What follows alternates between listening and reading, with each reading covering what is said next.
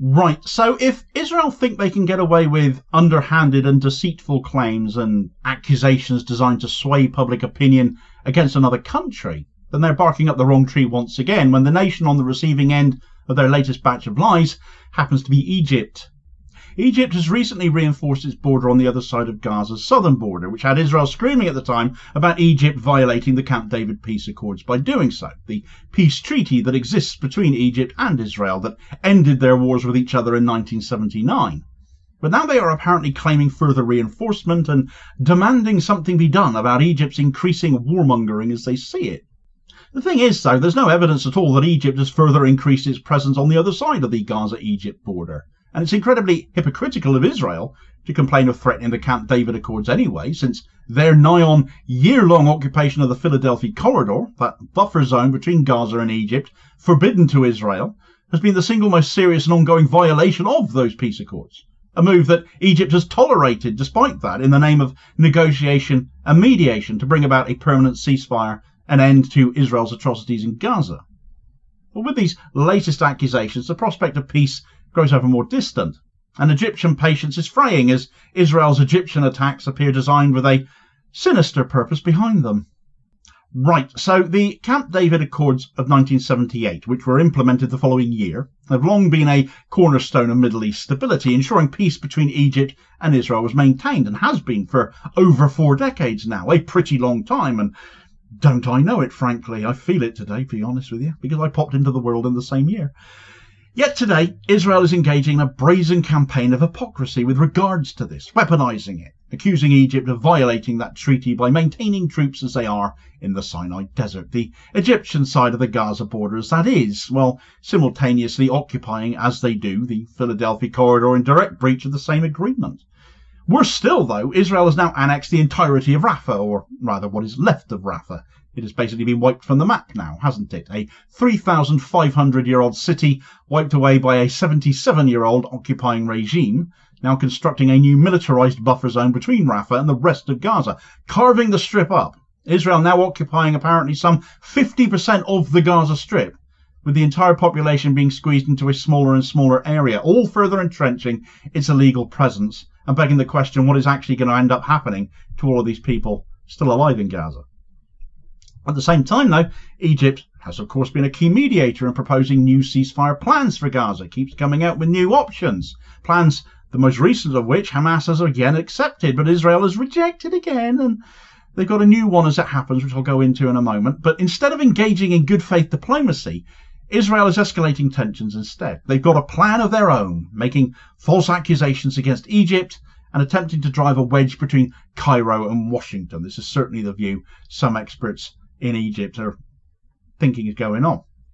So the reality of the situation seems to be fairly clear then, or would be if so many media outlets weren't dancing to Israel's tune and trying somehow to make this all about Egypt and being Egypt's fault and muddying the waters.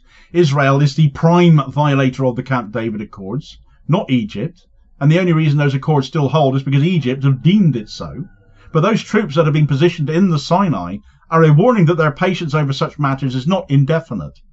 Israel's occupation of the Philadelphia corridor and its aggressive annexation of Rafah, all as part of its ongoing aggression in Gaza, pose a far greater threat to regional stability than Egypt's defensive troop movements in the Sinai. So let's start with Israel's accusations here then. Under that 1979 Egypt-Israel peace treaty, the Sinai was demilitarized, with strict limitations on Egyptian military presence. However, exceptions do exist. For example, Egypt is allowed to deploy forces in the Sinai to combat terrorism, including in Zone C of the Sinai. This is how the Sinai is divided up in a somewhat strange way. There's this part of it called Zone C, though, which borders Israel itself, particularly, that is, against ISIS and ISIS-affiliated groups that have previously attacked Egyptian troops and who had managed to find refuge in the Sinai. And the treaty has always included provisions for temporary adjustments based on mutual security needs. But despite all of that, Israel has falsely claimed that Egypt is violating the treaty by reinforcing its positions in the Sinai, which by and large should be demilitarized. Now, the claims come that on top of troops that have been moved to shore up Egypt's border with Gaza back in January, that even more be moved there now. It's their border. It's in defiance of a treaty they hold with another nation, sure, but when that other nation is Israel, how far would you trust them given what they are doing in Gaza?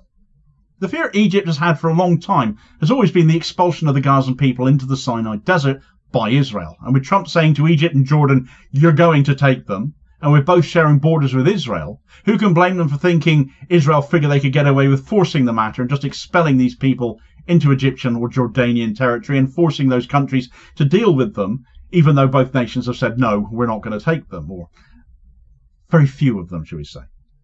Therefore, I think it is pretty hard to argue against Egypt's legitimate security concerns, given the instability in Gaza Israel has caused. And of course, Egypt aren't at all the first of the two nations to actually violate these peace accords, are they? Israel have been doing that for the past year now, and are still doing it, whilst making these same accusations against Egypt, aided and abetted by pliant media, happy to copy their lies and mouth them off and make them public and spread the word, and bought and paid for politicians doing exactly the same thing. And this is namely its occupation of that Philadelphia corridor, the buffer zone that exists along the Gaza-Egypt border.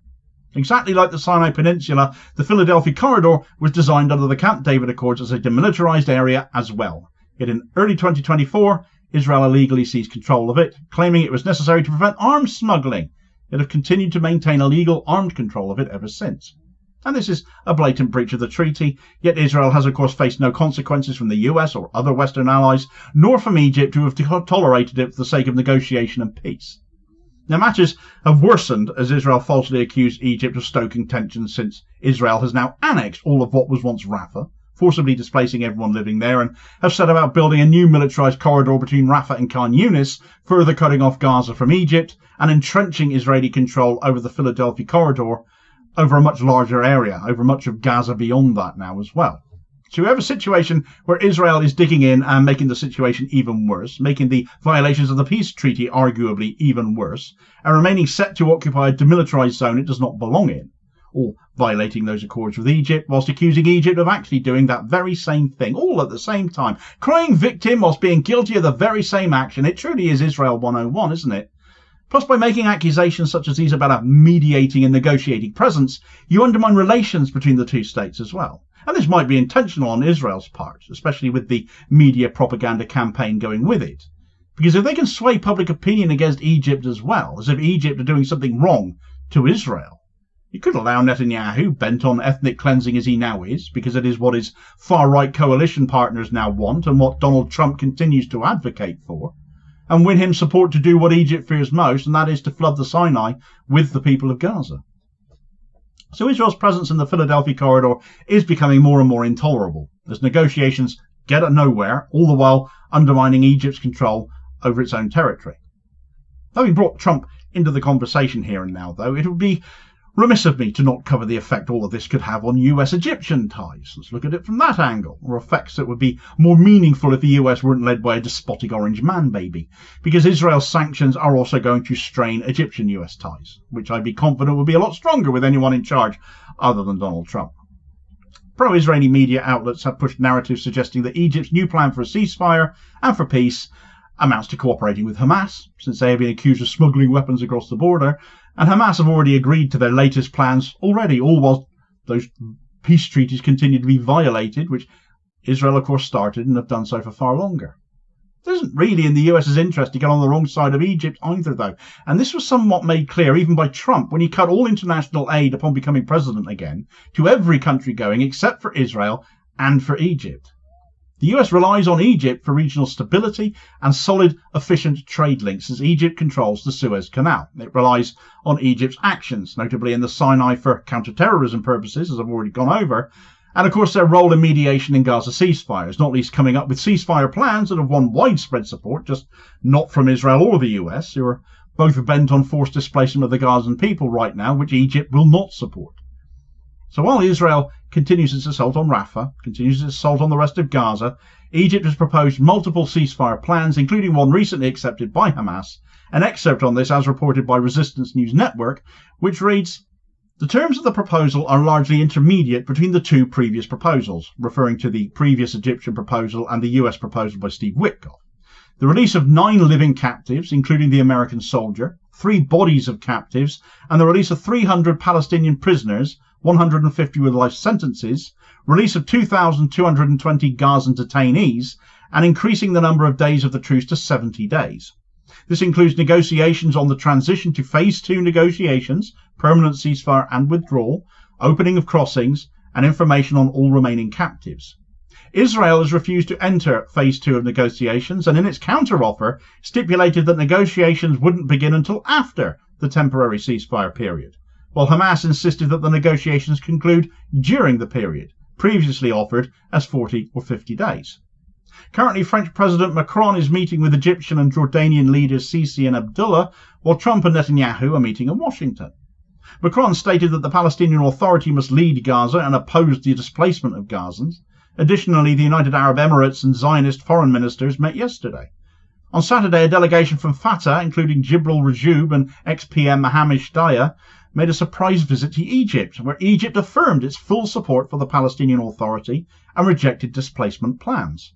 They discussed empowering the PA and fortifying Palestinian unity. Rajoub revealed that Fatah presented a comprehensive plan for reconciliation with Hamas, the details of which were published by Sky News yesterday: close reconciliation, adopting popular resistance, accept the PLO, 1967 borders, unifying Gaza, and West Bank governance. With Hamas's new meeting in Egypt, they are expected to discuss both the Egyptian ceasefire proposal and the Fatah proposal for reconciliation. Where moves to reconcile between Palestinian Authority-controlled Fatah and Hamas have been mooted positively by both sides in the name of ending the genocide in Gaza and reconciling the Palestinian territory as a single entity again, as the Palestinian territory rather than territories as it is currently referred to, is a good sign. Israel are once again making demands that are impossible to agree to, though. Why have a ceasefire and not use that time to negotiate? It's stupid, isn't it? Easy, though. Israel can never and will never agree to ever move to Phase 2. So you are negotiating with a dishonest and unwilling participant in Israel, who are taking part in talks for show with no intent to shift or compromise. Where do you go from there, in which case? If Israel continues its illegal occupation of the Philadelphia corridor, Egypt may end up having no choice but to respond militarily, especially if forced displacement of Gazans into the Sinai happens, and already tensions are rising. Egyptian journalists and politicians have condemned Israeli provocations and the accusations and the hypocrisy being levelled at them, and a 47-year-old peace treaty risks being abandoned. An Egyptian-Israeli conflict would be catastrophic, yet Israel seems willing to risk it for the sake of keeping Netanyahu in power and the genocide of Gaza going. Israel's accusations against Egypt are not just false, they're dangerously hypocritical. Whilst Egypt is reinforcing its borders for legitimate security reasons, be that in violation of that same agreement, those same accords, Israel is illegally occupying the Philadelphia corridor, has done for a lot longer, annexing Rafah and constructing new buffer zones, rejecting ceasefire plans on top of that already accepted by Hamas, which include them losing power willingly, all adding up to the real threat to the Camp David Accords being Israel's expansionism first and foremost. It isn't just in Gaza that Israel is expanding right now, of course, though. The same is happening in Syria. And again, it is corridor building that is underway. Israel does seem to love corridors. A massive corridor, a land bridge to connect Israel to US and Kurdish-controlled areas in Syria's north, and potentially access to Syria's oil fields at the same time. Think all of that rather fanciful? It's already begun, folks. Israel has been seizing territory exactly where it has to. So get all the details of that underreported scandal in this video recommendation here as your suggested next watch. Please do also hit like, share and subscribe if you haven't done so already, so as to ensure you don't miss out on all new content published daily, as well as supporting the channel at the same time, which is very much appreciated, holding power to account for ordinary working class people, and I will hopefully catch you on the next vid. Cheers, folks.